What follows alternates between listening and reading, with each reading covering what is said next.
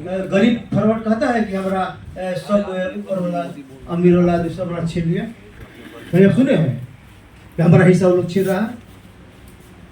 नहीं सुने ना?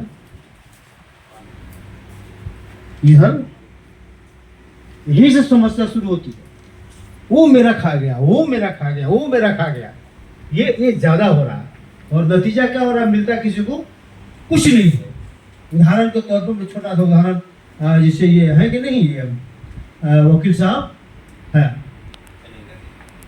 नहीं, राजेंद्र जी नहीं, जिसे महादलित बना, ठीक है, लास्ट में क्या हुआ?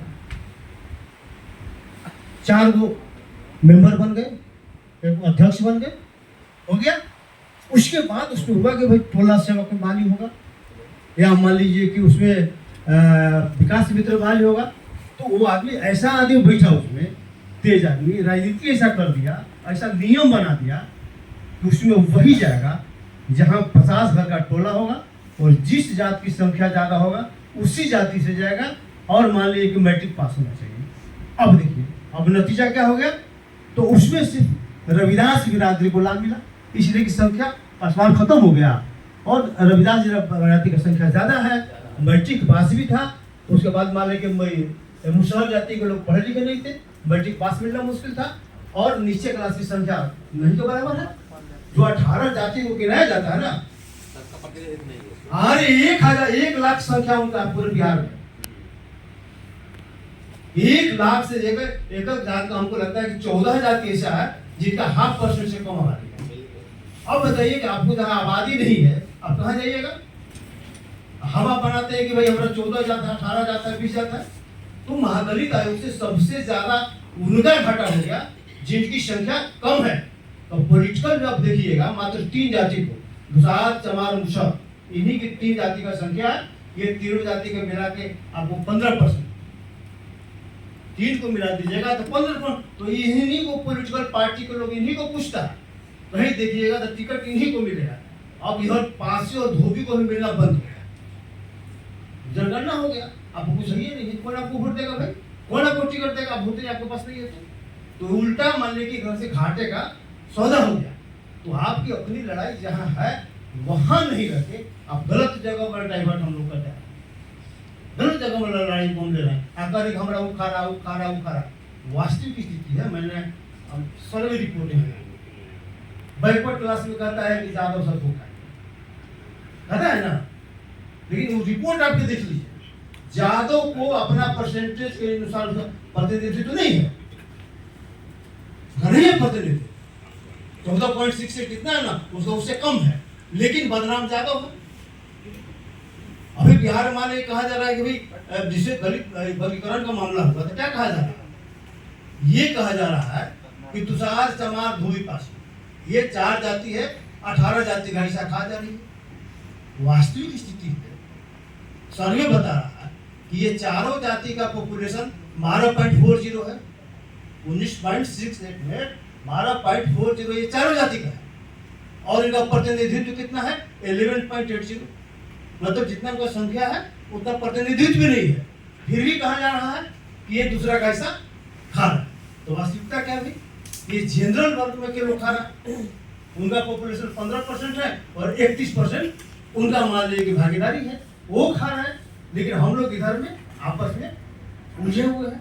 तो ये मान लीजिए कि सारा समस्या, तो प्रतिनिधित्व की लड़ाई मूल है हर एक जगह, जैसे बिजनेस में, व्यापार में भी करिएगा तो बीएन प्रसाद वहां रहेंगे तो आपको मदद करेंगे, अगर बीएन प्रसाद वहां नहीं रहेंगे तो कोई आपको मदद नहीं करेगा, आप अपना खाते रहिए।